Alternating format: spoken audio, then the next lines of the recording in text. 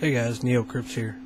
I want to read something from you from beforenews.com or beforeitsnews.com. The real crisis, what will soon hit the U.S.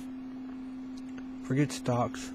The real crisis is coming. It's coming fast. Indeed, first hit in 2008, though it was almost entirely off the radar of the American public, while all eyes were glued to the carnage in the stock market and brokerage account balances. A far more serious crisis began to unfold, rocking 30 countries around the globe. I'm talking about food shortages. Aside from a few rice shortages that were induced by export restrictions in Asia, food received little or no coverage from the financial media in 2008, yet food shortages started riots in over 30 countries worldwide. In Egypt, people were actually stabbing each other while standing in line for bread.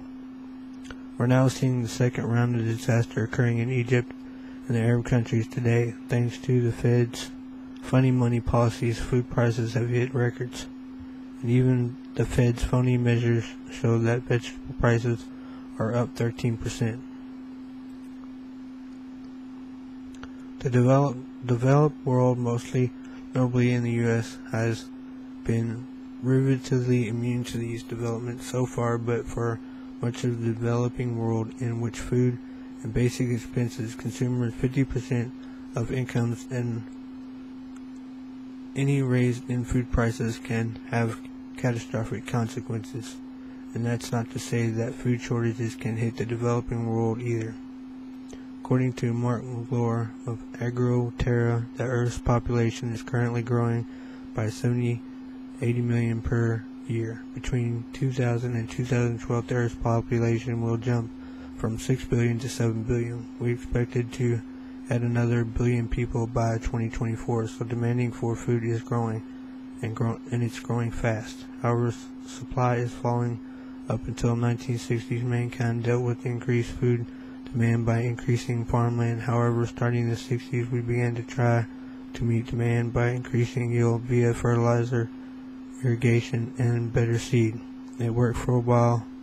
McLaurin notes that between 1975 and 1986, yields for wheat and rice rose 32% and 51% respectively.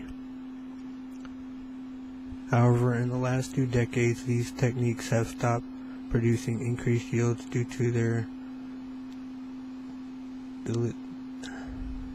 deleterious effects. You can spray fertilizer and irrigation fields in infinitum with damaging the land, which reduces yield. McLaurin points out that 1970 to 1990 global average yield grew by 2.2% a year.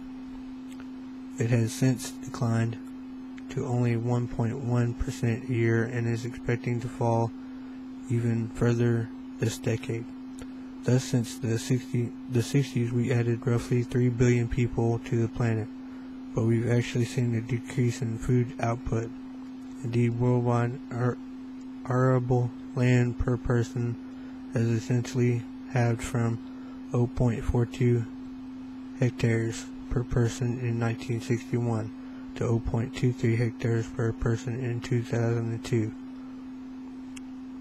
It's also worth noting that diets have changed dramatically in the last 30 years. For example, in 1985, the average Chinese consumer ate 44 pounds per meat per year.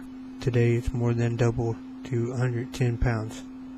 That is, of itself, is impressive, but when you consider that it takes 17 pounds of grain to generate 1 pound of beef, you begin to see how grain demand can rise exponentially to population growth with even modest changes to diet. Make no mistake, agriculture is the beginning of a major multi-year bull market. We've got rapidly growing demand, reduced population, and decade-low inventories. This is an absolute recipe for disaster.